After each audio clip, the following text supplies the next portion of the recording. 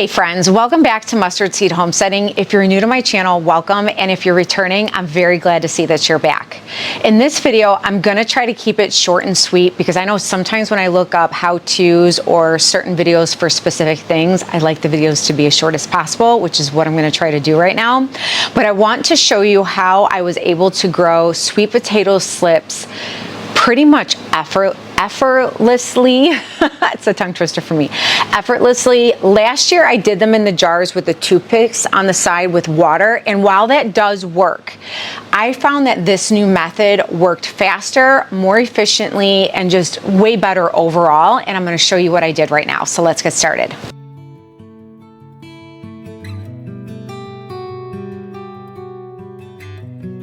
All right, friends, so here's where I grew my sweet potato slips. Now, before I take this out and I show you everything, I do want to make a very quick note about what I did in the very beginning. So you can see I put it in a tray that I want to say has little holes underneath it, and then I put a underneath watering tray where you put water. Now, I didn't fill it up with water in the bottom, but in the very beginning what I did was I just filled it up with soil. I nestled the sweet potatoes in there. I moistened it a bit. I didn't really see much growth, and then once I put this dome on, I put a heating pad underneath and I kept the soil moist. That's when I started to see a lot of growth. So let me pull it out and show you what I'm talking about. Let's go ahead and take off the dome so you can see what's going on underneath. So as you can see, look at all the roots from the sweet potatoes. So I decided, I just bought some organic sweet potatoes from Whole Foods. Originally I bought 3 red, 3 orange, and 3 white, but some of them actually went bad on me. And so I had to throw them away, but these are 3 orange, and then these are the 2 white sweet potatoes. But you guys, look at all the growth from the sweet potatoes. This method is by far my favorite. I'm going to be doing this every year, and it's going to save money because sweet potato slips are actually quite expensive. I did order some, so they should be coming in a couple of weeks just because I didn't know if I was going to have enough, but now I have more than enough, and I kind of wish I didn't get them, but it's okay. I always like to have backups for my backups if you watch my channel. But this method by far is my favorite. Now, as I said, you want to keep this moist, the soil moist, and you want to water it. The dome does help with that without having to water consistently. And then you can see when you water, let's see if I can get under there. You can see all the roots because there's holes under there. And then this bottom will catch the water and it'll go right back into the soil, keeping this very moist. And then all I do is I come over here and I rip this off. Let's see, I'll rip this off here. And you can see, oh my goodness, look at that. It's starting to grow beautiful, lovely roots. And then what I'll do is I will rip off the leaves, and then I will stick it into the jars full of water so that the sides, you can see right here, will start to grow roots, and then it'll be ready for planting, which is actually going to be in a couple of weeks. Real quick, I do want to show you the trays and everything that I used in case you want to use the same thing or something similar. But as you can see, I do have quite a bit of trays. A lot of my trays, most of them are Bootstrap Farmer. I did get some GREENSTALK ones, which are really cool too. But the ones that I used for this is a deeper tray. You can see it has the hole so that the water and the roots can breathe.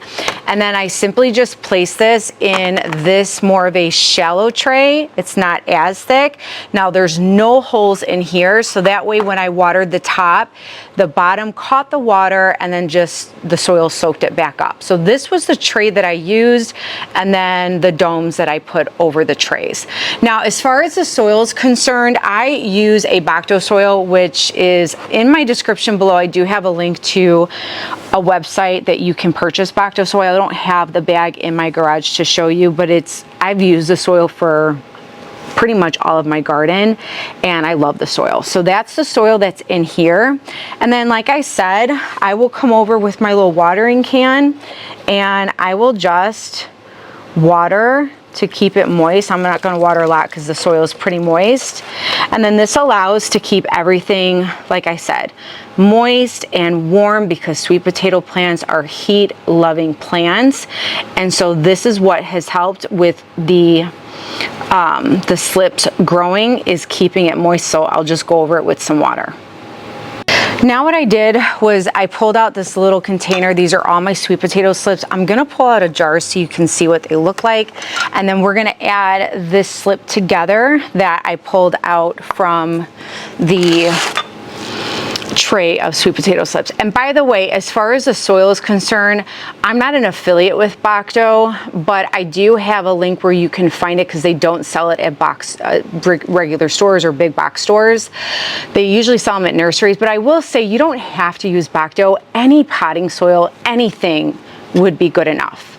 So here's one of the jars. Now this is the jar I was talking about where I would put the sweet potato in here, and I would have probably about half of the sweet potato, and then I'd put toothpicks to keep the other half up. And I have gotten sweet potato slips, but like I said, this method is way better.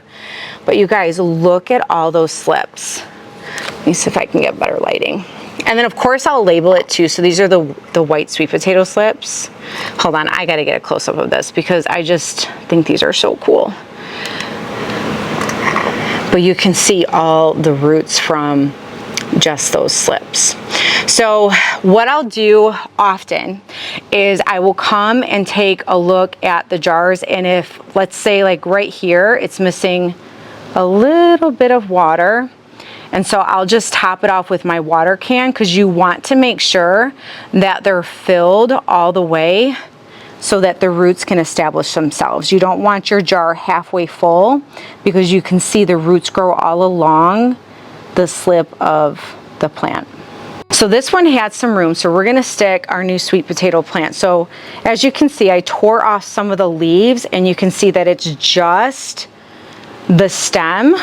Sorry, let me get this focused.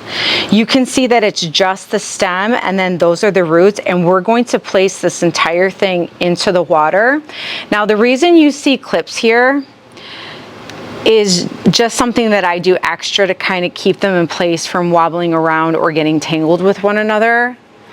And then all I'm gonna do is I'm just gonna place that in here and let it sit in there, and then keep the jar topped with water so that there's water at least all the way to like the neck of the bottle right here. Nothing crazy, you don't want to be spilling water anywhere, but like right here to keep them covered. And I want to also make a note, the reason I have this in this container is just for easy access, for me to pull this out off the shelf. I'll show you where I put it at the very end. And that way I can take it out, I can top each one off, or if I want to put them outside to get a little bit of fresh air because it's warmer, I will do that, and this just makes it a lot easier. Now if you see this little tray, these were teeny tiny slips from I want to say this was the red sweet potato. They went bad on me really quickly, the red sweet potatoes. I'm not really sure why, but I'm like, I want to try to get the little teeny slips that came off. So you guys, I put it in a little tray, and then I used the clips to keep them in place, and look at the roots. I mean, they're growing. So I'm one that loves to try no matter what and experiment. So who knows, maybe these might end up being one of the best sweet potatoes I grow this year. So that's what this is right here. I'm gonna try to go ahead and top this off, you guys, so you can see. It's a little hard. I'm doing this with one hand. It makes it a lot easier when they're all in one spot. And even like my little tray here. And then this little guy.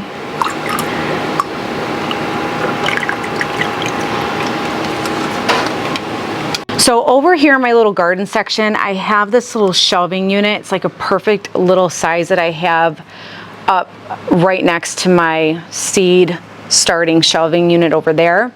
And it's right next to my basket. I take this out in the garden with me, and I have it in this container so that I can pull it out, fill it up with water, or take it outside if I want to. But the other reason I have it here is from my other seed starting shelving units with the light, it's also getting some light to help it grow a bit instead of it having to be on one of the shelves. So it's in a perfect little position, a little spot that I made right here for it, and this is what helps them to thrive very well in my garden area. All right, friends, well, I hope by me sharing what it is that I do to get some sweet potato slips, and not just a couple, but a lot of sweet potato slips, really helps you, because I know for me, any little bit of money that I can save in the garden is super, super, super helpful. And I just found this method, like I said, to be very easy, very efficient. It's been pretty hands-off, except for me having to keep it moist and pulling off the slips and sticking them into the water, and then making sure that this is filled with water. Now, one thing I do want to mention, and it doesn't look like it right now, the water looks pretty clear and clean. Sometimes you want to check your sweet potato slips, whether you grow them or you purchase them. If they're not ready for planting and you're getting them ready in water, you want to always keep an eye on this, because it can get cloudy and icky, and so you're going to want to refresh your water. Because I've had it happen to me where I went a long time without checking the water in this, and I actually lost sweet potato slips from doing that, and I will never, try to never do that again, I should say, because I mean, life gets busy. And sometimes, you know, for me anyways, I have to prioritize things, and I'm juggling a million things. And so last year, this kind of got away from me a couple times, but that did happen. So I do want to mention that if you are growing your slips, to always check the water. So friends, thanks so much for stopping by, and I always look forward to seeing you guys next time. And always remember, friends, be encouraged, stay encouraged, and always stay inspired. And I'll see you guys next time. Bye.